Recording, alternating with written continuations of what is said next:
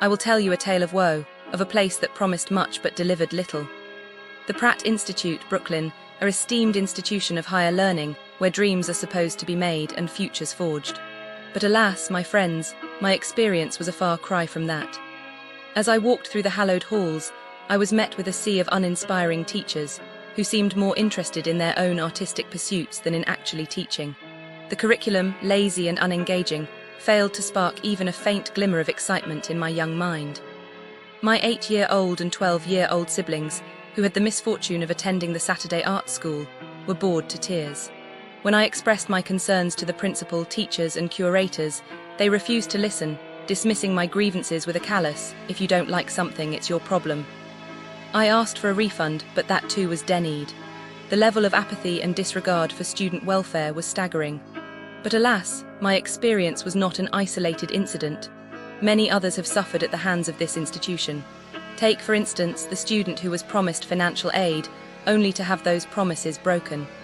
The resultant financial strain was crippling, leaving them scrambling to cover tuition fees.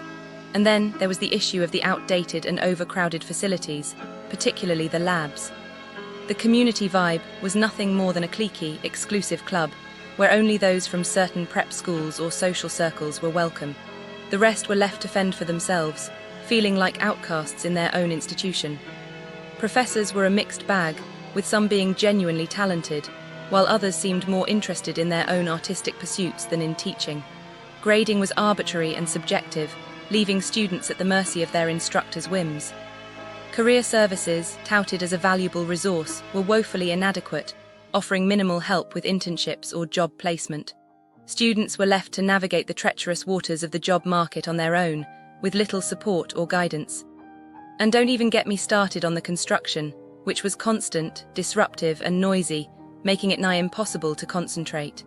The architecture program in particular was notorious for its sleep-depriving workload and unrealistic expectations. It was as if the institution was designed to break students, rather than nurture them. But what's truly galling is that all of this could have been avoided if the administration had simply listened to student concerns, taken feedback on board, and made a genuine effort to improve. Instead, they chose to ignore the warnings, leaving students to suffer the consequences of their inaction. So, dear friends, I implore you, don't attend this school. Run as fast and as far away from it as you can. For in the Pratt Institute, Brooklyn, you will find only disappointment, disillusionment, and a crushing sense of despair. You know, it's kind of strange to talk about, but I've been looking into these scams near Pratt Institute, Brooklyn, and it's like, the whole area has this shadow over it, you know. Like there's this vibe that not everything is as it seems, and I can't help but feel a bit down about it. So, there was this huge fraud scheme at some home improvement stores around Brooklyn, Queens, and even Long Island. These guys, they were like professional con artists, creating fake companies and opening credit lines to steal millions in goods. It's just, wow, I mean, can you imagine? Walking into a store, picking out stuff like it's no big deal, and then bam, it's all a lie. The victims, they probably felt so betrayed, you know? And the scammers, I bet they thought they were untouchable, but karma is a thing, and I predict they're going to face some serious consequences. It's like watching a movie, but it's real life, and it's happening right here near Pratt Institute. Then, there's this other story about these two men from Clinton Hill and Stuyvesant Heights. They took advantage of an elderly woman, stealing a fortune from her. It's just so wrong. I can even begin to understand how someone could do that. The woman, she must have been so confused and hurt. I hope she found some support after that traumatic experience.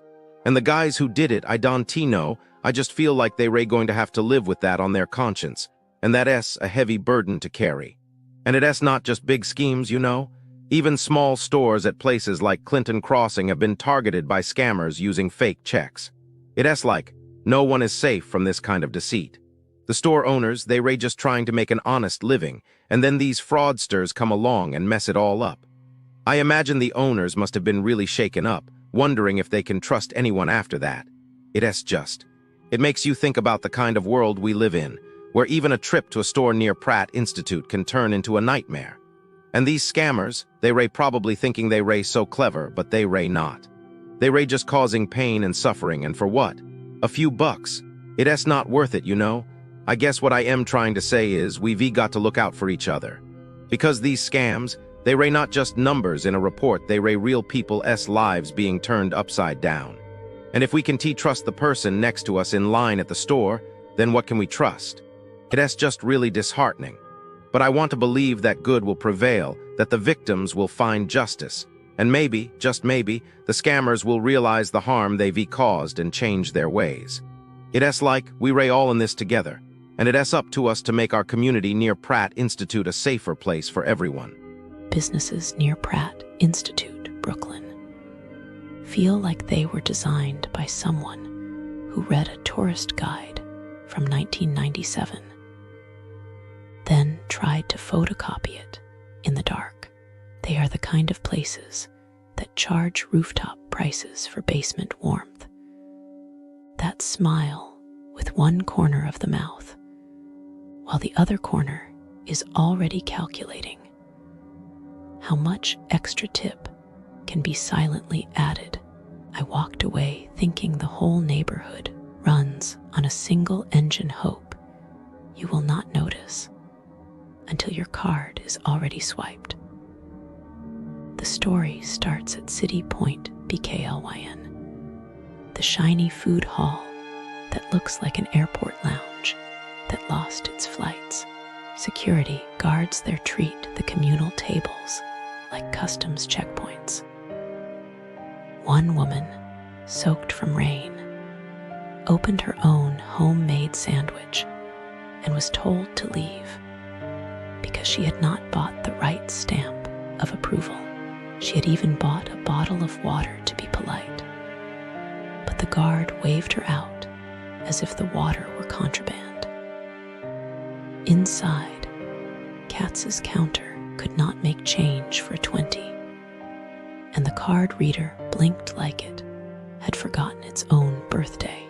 A man had to beg the bubble tea stall for coins so he could pay for the pastrami he already held in his hand. Upstairs, the bathrooms had no hot water, no towels, and a smell that suggested the cleaning schedule was more of a rumor. People in hoodies nap beside the escalators, and dogs ride in grocery carts like toddlers, which is adorable, until you remember some of us are allergic to peanut butter and pet dander. The whole place feels like a group project where everyone did the minimum and still expects extra credit.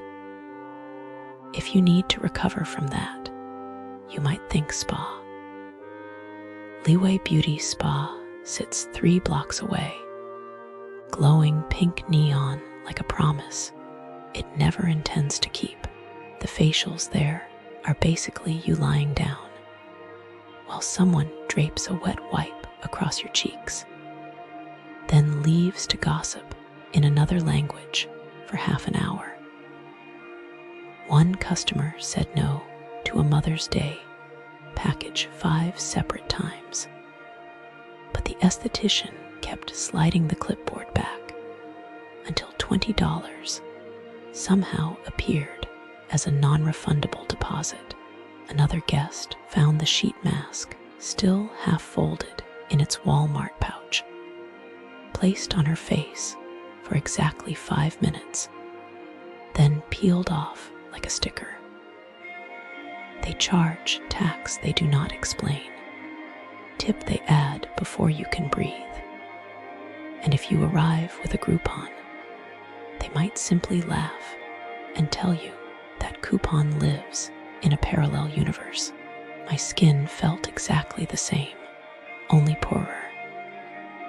Hungry again, you spot Kadi Berliner Döner Kebab, the bright storefront that claims Berlin street food, but tastes like it was mailed economy class.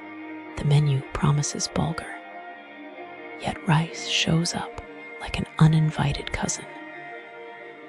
One Hindu customer asked 5 times if the sandwich was vegan, received 5 confident nods, and bit into pork instead. manager never answered the review. Perhaps the lawyers are still translating. Another diner discovered an acrylic nail inside the pita, curled like a tiny mystery shrimp. Portions shrink to 5 chicken scraps, hiding inside bread so stale it could be used as insulation.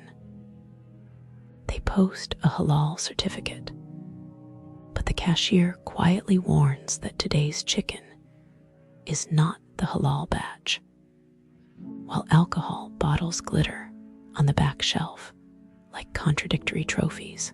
You leave chewing mostly air, wondering if the real Berlin Wall was the one they built around actual flavor.